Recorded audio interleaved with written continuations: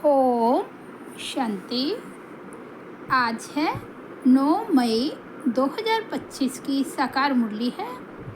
बाबा बोले, मीठे बच्चे, तुम्हें नशा रहना चाहिए कि जिस शिव की सभी पूजा करते हैं वह अभी हमारा बाप बना है। हम उनके सन्मुख बैठे हैं।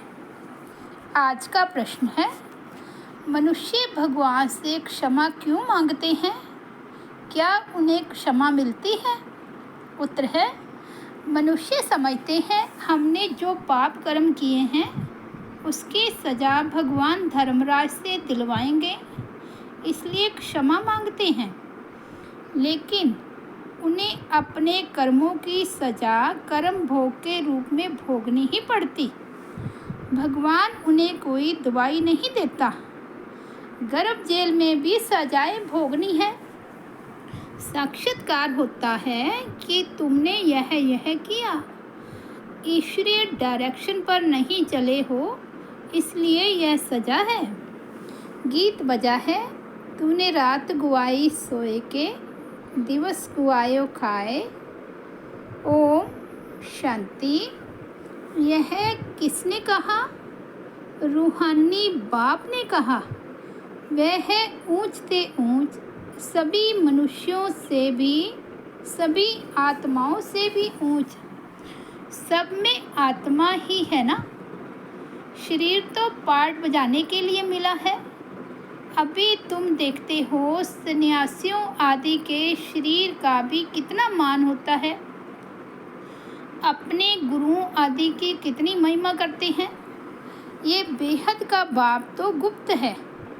तुम बच्चे समझते हो शिव बाबा ऊंच से ऊंच है, उनसे ऊंच कोई है नहीं। धर्मराज भी उनके साथ है, क्योंकि भक्ति मार्ग में क्षमा मांगते हैं। हे भगवान, क्षमा करो। अब भगवान क्या करेंगे? यह गवर्नमेंट तो जेल में डालेगी। वे धर्मराज गर्भ जेल में दंड देते हैं, भोगना भी भोगनी पड़ती है, जिसको कर्म भोग कहा जाता है। तुम अभी जानते हो कर्म भोग कौन भोगते हैं, क्या होता है? कहते हैं, हे प्रभु क्षमा करो, दुख हरो, सुख दो। अब भगवान कोई दवाई करते हैं क्या? वे तो कुछ कर ना सके, तब भगवान को क्यों कहते हैं? क्योंकि भगवान के साथ फिर धर्मराज भी है। बुरा काम करने से जरूर भोगना पड़ता है। गर्भ जेल में सजा भी मिलती है। साक्षात्कार सब होते हैं, बगैर साक्षात्कार सजा नहीं मिलती। गर्भ जेल में तो कोई दवाई आदि नहीं है, वहाँ सजा भोगनी पड़ती है। जब दुखी होते हैं तब कहते हैं, भगवान इस जेल से निकालो। अभी तुम बच्चे किसके सामने बैठे हो? ऊंच से ऊंच बाप है, परंतु है गुप्त, और सभी के तो शरीर देखने में आते हैं। यहाँ शिव बाबा को तो अपना हाथ पांव आदि है नहीं। फूल आदि भी कौन लेंगे? इनके हाथ से ही लेना होगा अगर चाहे तो, परंतु कोई से भी लेते नहीं। जैसे वह शंकराचार्य कहते हैं, हमको कोई छुए नहीं, तो बाप कहते हैं, हम पतितों का कुछ भी लेंगे कैसे? हमको फूल आदि की दरकार नहीं। भक्ति मार्ग में सोमनाथ आदि के मंदिर बनाते हैं, फूल चढ़ाते हैं, परंतु मुझे तो शरीर है नहीं। आत्मा को कोई छुएगा कैसे? कहते हैं, हम पतितों को फूल कैसे लेवें? कहते हैं, हम पतितों से फूल कैसे लेवें? कोई हाथ भी नहीं लगा सकते, पतितों को छूने भी न दे। आज बाबा कहते, कल फिर जाकर नरकवासी बनते हैं। ऐसे को तो देखे भी नहीं। बाबा कहते हैं, मैं तो ऊंच से ऊंच हूँ। इन सब सन्यासियों आदि का भी ड्रामा अनुसार उद्धार करना है। मुझे कोई जानता ही नहीं। शिव की पूजा करते हैं परंतु उनको जानते थोड़े ही हैं कि ये गीता का भगवान है और यहाँ आकर ज्ञान देते हैं। गीता में श्री कृष्ण का नाम डाल दिया है। श्री कृष्ण ने ज्ञान दिया, बाकी शिव क्या करते होंगे? तो मनुष्य समझते हैं वे आते ही नहीं। अरे पतित पावन श्री कृष्ण को थोड़े ही कहेंगे, पतित पावन तो मुझे कहते हैं ना। तुम्हारे में भी कोई थोड़े हैं जो इतना रिगार्ड रख सकते हैं। रहते कितना साधारण है, समझाते भी हैं मैं इन साधुओं आदि सबका बाप हूँ। जो भी शंकराचार्य आदि हैं इन सबकी आत्माओं का मैं बाप हूँ। शरीरों के बाप जो हैं वह तो है ही, मैं हूँ सभी आत्माओं का बाप। मेरी सब पूजा करते हैं। अभी वह यहाँ सन्मुख बैठे हैं परंतु सभी समझते थोड़े ही हैं कि हम किसके सामने बैठे हैं।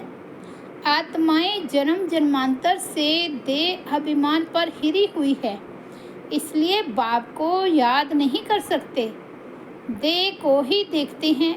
देही अभिमानी हो तो उस बाप को याद करें और बाप की श्रीमत पर चलें। बाप कहते हैं मुझे जानने के लिए सब पुरुषार्थी हैं, अंत में पूरे देही अभिमानी बनने वाले ही पास होंगे। बाकी सब में जरा जरा देह अभिमान रहेगा। बाप तो है गुप्त, उनको कुछ भी दे नहीं सकते। बच्चियां शिव के मंदिर में जाकर समझा सकती है। कुमारियों ने ही शिव बाबा का परिचय दिया है तो कुमार कुमारियां दोनों जरूर। कुमारों ने भी परिचय दिया होगा। माताओं को खास उठाते हैं क्योंकि उन्होंने पुरुषों से जास्ती सर्विस की है। तो बच्चों को सर्विस का शौक़ होना चाहिए, जैसे उस पढ़ाई का भी शौक़ होता है ना। वह है जिस्मानी, यह है रूहानी। जिस्मानी पढ़ाई पढ़ेंगे, यह ड्रिल आदि सीखेंगे, मिलेगा कुछ भी नहीं। समझो अभी किसको बच्चा जन्मता है तो धूमधाम से उनकी छठी आदि मनाते हैं, परंतु वह पाएगा क्या? इतना समय ही नहीं जो कुछ पा सके। यहाँ से भी जाकर जन्म लेते हैं परंतु कुछ भी समझेंगे तो कुछ नहीं, परंतु वह भी कुछ समझेंगे नहीं। यहाँ का बिछड़ा हुआ होगा तो जो सीख कर गया होगा उसी अनुसार छोटेपन में ही शिव बाबा को याद करता होगा। यह तो मंत्र है ना, छोटे बच्चों को सिखलाएंगे, वह बिंदु आदि तो कुछ समझेगा नहीं, सिर्फ शिव बाबा कहते रहेंगे। शिव बाबा को याद करो तो स्वर्ग का वर्षा पाएंगे। ऐसे उनको समझाएंगे तो वह भी स्वर्ग में आ जाएंगे, परंतु ऊंच पद नहीं पा सकेंगे। ऐसे बहुत बच्चे आते हैं, शिव बाबा कहते रहते हैं, फिर अंतमति सोगति हो जाएगी। यह राजधानी स्थापन हो रही है। अब मनुष्य शिव की पूजा करते हैं परंतु जानते थोड़े ही हैं। जैसे छोटा बच्चा शिव शिव कहते हैं, समझते नहीं। यहाँ भी पूजा करते हैं परंतु पहचान कुछ भी है नहीं, तो उनको बतलाना चाहिए तुम जिसकी पूजा करते हो वही ज्ञान का सागर गीता का भगवान है। वह हमको पढ़ा रहे हैं। इस दुनिया में और कोई मनुष्य नहीं जो कह सके कि शिव बाबा हमको राजयोग पढ़ा रहे हैं। यह सिर्फ तुम जानते हो सो भी भूल जाते हो। भगवानोवाच मैं तुमको राजयोग सिखलाता हूँ। किसने कहा भगवानोवाच? किसने कहा? भगवानोवाच का महाशत्रु है, इस पर जीत पहनो। पुरानी दुनिया का संन्यास करो। वह है शंकराचार्य, यह है शिवाचार्य। वह हमको सिखलाते हैं, श्री कृष्णाचार्य नहीं कह सकते। वह तो छोटा बच्चा है। सतयुग में ज्ञान की दरकार ही नहीं रहती।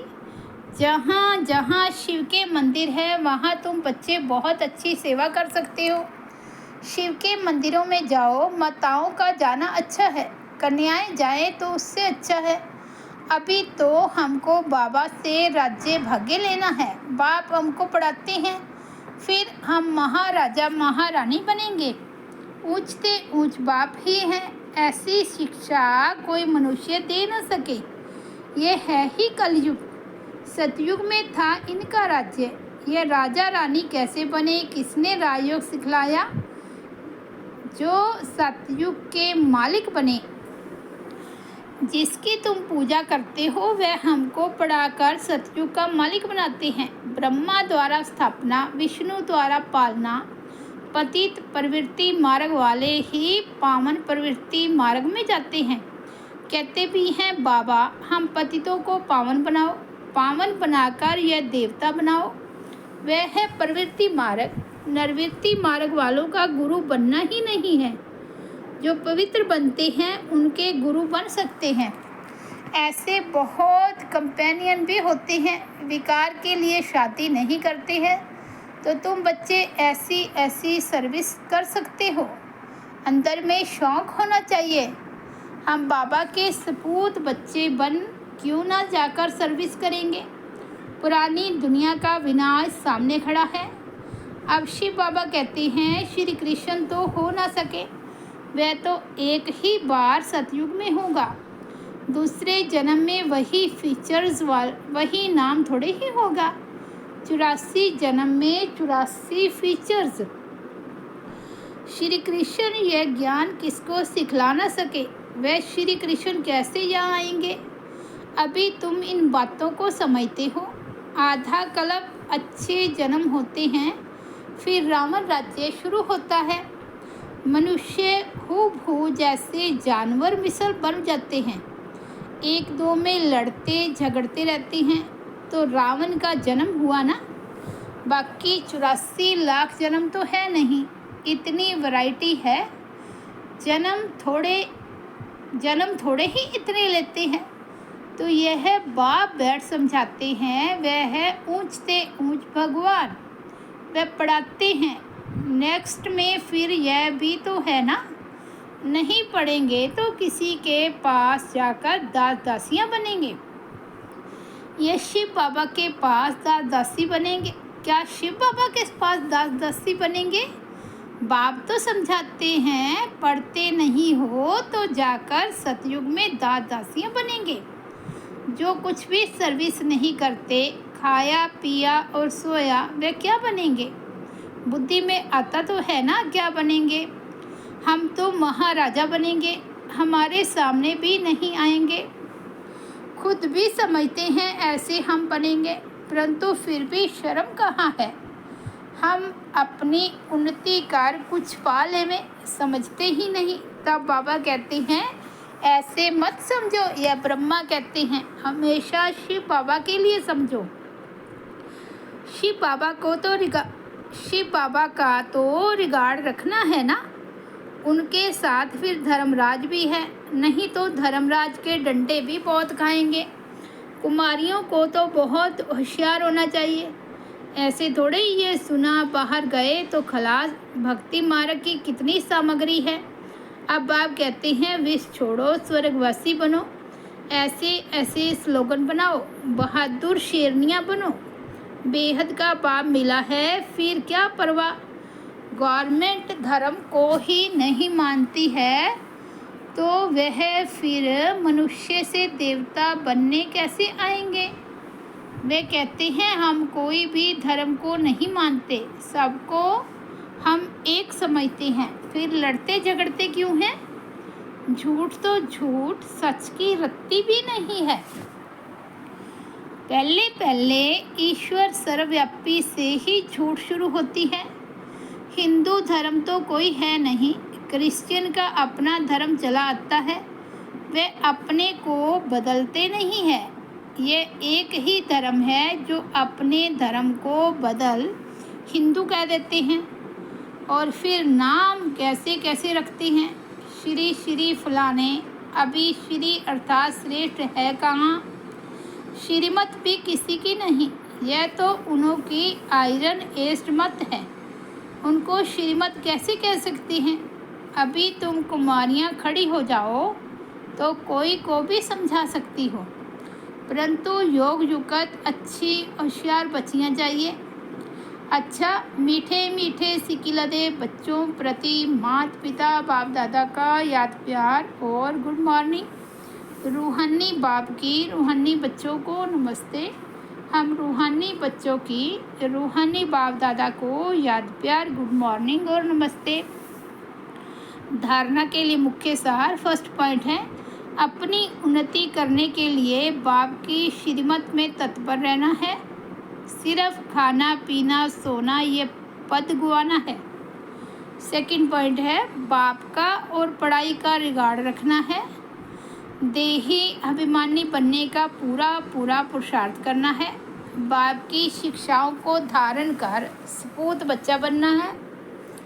आज का सतगुरु बाबा का वरदान है, सेवा करते उपराम स्थिति में रहने वाले योग युगत युक्ति युक्त सेवाधारी भाव। जो योग युगत युक्ति युक्त सेवाधारी हैं वे सेवा करते भी सदा उपराम रहते हैं। ऐसे नहीं सेवा ज़्यादा है इसलिए अशरीरी नहीं बन सकते, लेकिन याद रहे कि मेरी सेवा नहीं बाप ने दी है तो निर्बंधन रहेंगे। ट्रस्टी हूँ, बंधन मुक्त हूँ, ऐसी प्रैक्टिस करो। अति के समय अंत की स्टेज कर्मातीत अवस्था का अभ्यास करो। जैसे बीच बीच में संकल्पों की ट्रैफिक को कंट्रोल करते हो, ऐसे अति के समय अंत की स्टेज का अनुभव करो। तब अंत के समय पास विद ऑनर बन सकेंगे। स्लोगन है, शुभ भावना कारण को निवारण में परिवर्तन कर देती है। शुभ भावना कारण को निवारण में परिवर्तन कर देती है। अव्यक्त इशारे, रूहानी रॉयल्टी और प्योरिटी की पर्सनैलिटी धारण करो। पवित्रता ब्राह्मण जीवन के विशेष जन्म की विशेषता है। पवित्र संकल्प ब्राह्मणों की बुद्धि का भोजन है। पवित्र दृष्टि ब्राह्मणों के आँखों की रोशनी है।